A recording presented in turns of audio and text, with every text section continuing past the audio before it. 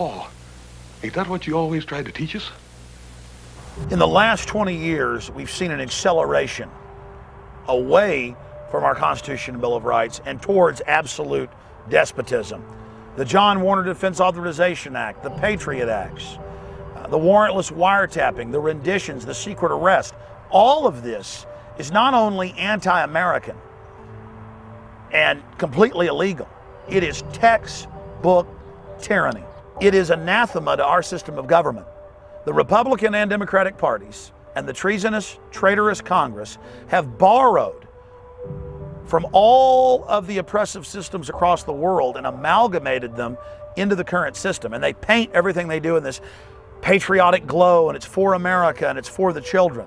No, it's for the private Federal Reserve System that's hijacked this country and that has committed all these crimes. It's for them to protect themselves from the people that they have reduced to absolute slavery. What everybody needs to know in this country is the issue of state sovereignty. Sovereignty, or if you're a sovereign, you have no other power above you. The states are sovereign.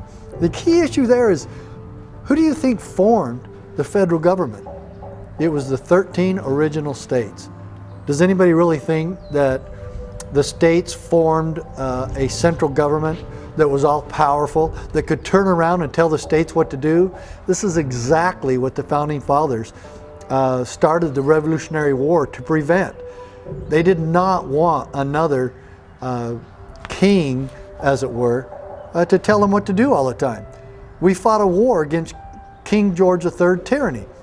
They didn't want to bestow or award the new central government with omnipotence. Quite the contrary. The Bill of Rights was designed specifically to keep the federal government in check, to keep them limited in what they could do. And the 10th Amendment basically tells the federal government, if you want to get creative, if you want to go outside your constitutional boundaries, absolutely not. If you think we forgot something, you can't do that either. Well, basically, the government in Washington has assumed powers that it constitutionally does not have, and that were reserved, as the 10th Amendment tells us, to the states. So if you're talking about states' rights, you're really talking about the claims that the states have to exercise certain kinds of power on their own without some kind of federal interference. If they want to stop the federal government, they have to find a vehicle. They have to find something that's couched either in law or the Constitution. And the 10th Amendment is very clear about the state's ability, the state's rights and state sovereignty in stopping and curtailing the power of the federal government. So it is the tool, the legal and constitutional tool that is being used to stop the federal government. Well, a right is something that you have, again, inherently, something that is part of your nature, something that you own. A privilege is something that's given to you by someone or some entity that has authority over and above you, that has the ability to control you. Let me, just for the sake of the illustration, because I do like to pull up my handy-dandy Constitution, and I don't blame anybody. The enumeration in the Constitution of certain rights shall not be construed to deny or disparage others retained by the people. Checkmate, by the people. Number 2, the 10th Amendment clearly says that the states have the rights to pass laws so long as they don't conflict with anything already in the Constitution. There's not one word in the Constitution that says Congress can do health care. Rights and privileges are opposites. And assuming that that is true and that there aren't other options, either you need permission or you don't, then a number of other things are also true. One of the corollaries is that all of your rights derive from property. I pointed out that if I walk out of my house onto my land, I can walk back and forth on my land without asking for permission. Walking on my land is a right. Walking on my neighbor's land, on the other hand, is a privilege. And before I walk on my neighbor's land, I'm required to get permission. It's a privilege that can be revoked at a later time. We've got Dr. Edwin Vieira on the list. He's a constitutional scholar. He's argued cases before the Supreme Court. He's Harvard educated. He's written several books, including Constitutional Homeland Security. He is the definitive expert on the constitutional militia. The Constitution provides that the laws shall be made by the legislative branch, carried out by the executive branch,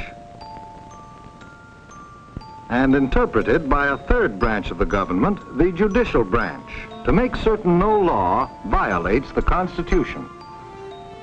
Well, the federal structure is based on division of authority and division of responsibility. The government in Washington, D.C., let me call that the general government, because the federal government includes everything. The federal government is the government in Washington, D.C., the government in the states, the localities, and ultimately the people themselves. The general government is designed to deal with problems involving all of the states. International relations, war and peace, regulation of commerce among the several states, uniform bankruptcy legislation, coining of money so that we'll have a uniform system of money. Right? Uniformity that applies across the board. Well, what has happened is that the people in Washington, D.C. discovered that money would be a good way to gain power. And through their taxing system and their banking system, they have been able to concentrate control over money in Washington. And then they turn around to the states and say, oh, we have this program that we'd like you to participate in, and if you do, we'll fund it. And it's a wonderful control mechanism because it's based upon what? The ultimate vice, I suppose, avarice. Right? We're going to pay you to sell out your own citizens, and the state representatives have said fine, and in many instances, people who are receiving these benefits from Washington have said fine too, not realizing that those benefits are what's the picture that comes to my mind? The master puts down the food in front of the dog, and the dog is happy to get the food even though the dog has the choke collar around his neck. Right? Even though the dog is now subject to the master, it's happy to get the food.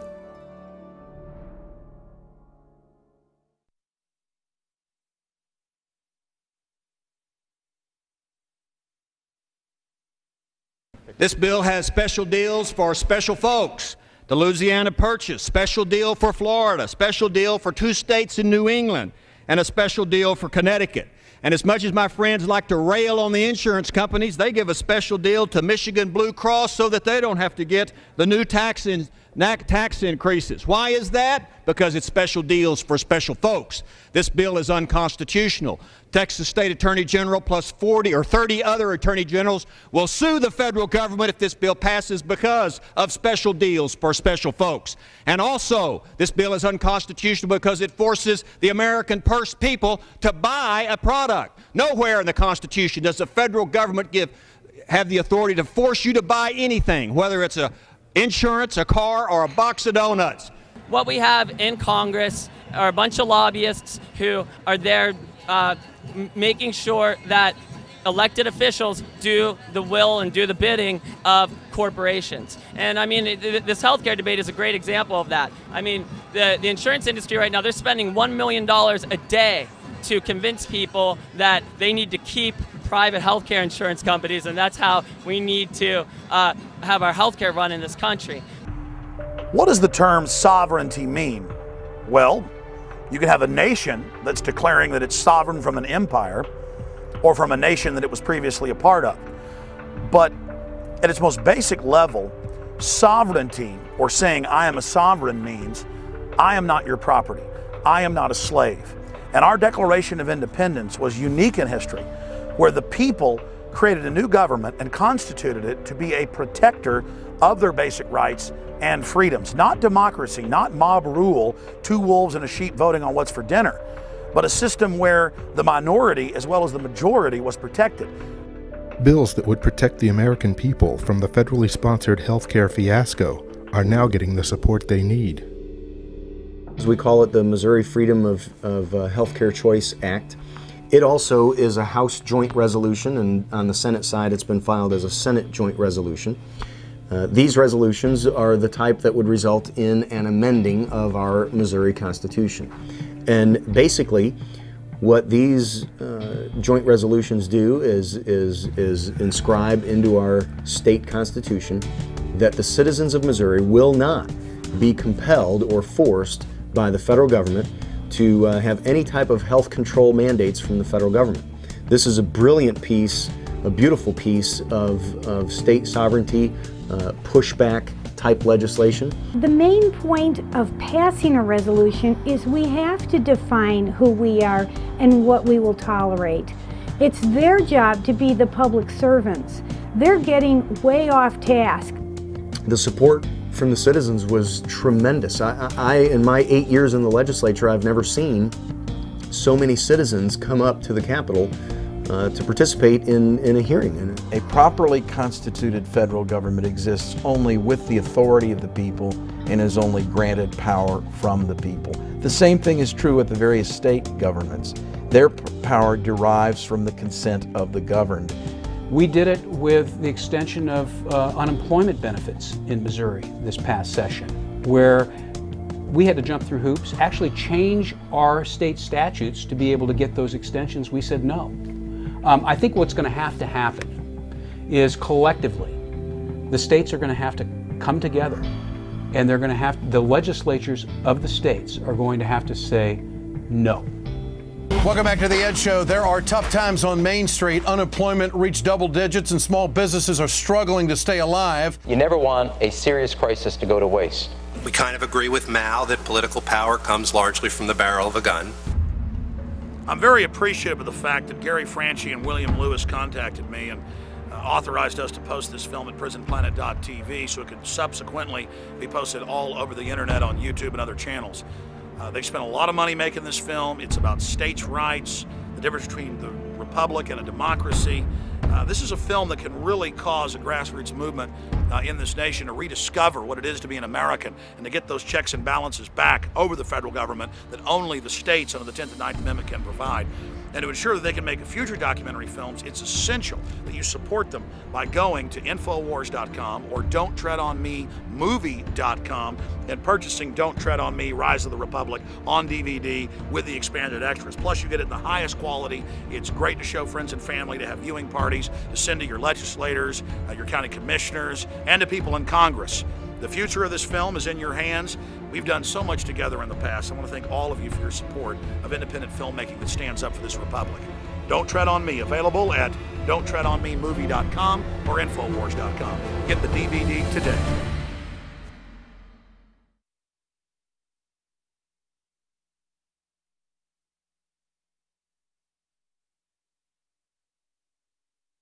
So they think they own our land, they think they own our water, they think they own our children, our education, our money. They completely control all the money supply, think that we have to pay for all their disorderly conduct and their corruption. And the truth of the matter is that none of these things are under federal control. Legislation that puts teeth into the 10th Amendment resolution in the state of Oklahoma is known as the Federal Tax Escrow Account. The federal tax escrow account really has two parts to it. It has first the aspect of it in which it is directing certain federal taxes to be paid to and through the state treasury, and then the state will pass that federal tax on to the federal government, the IRS will say. And let's say it's the federal income tax. People start paying their federal income tax to the state treasurer instead of the IRS, and then the state treasury will then pass it on to the federal government. So one of the proposals, and one of the proposals that we have here in Oklahoma and some other states have, is to try to get control over that ability that they have to print money, give it out, and then take it back or hold it back. So putting teeth in the 10th Amendment and in the Constitution, one of those solutions is to require those federal funds in the form of taxes, some of them or all of them, to be paid through the state into the state treasury, and then the state treasury will pass it on to the federal government.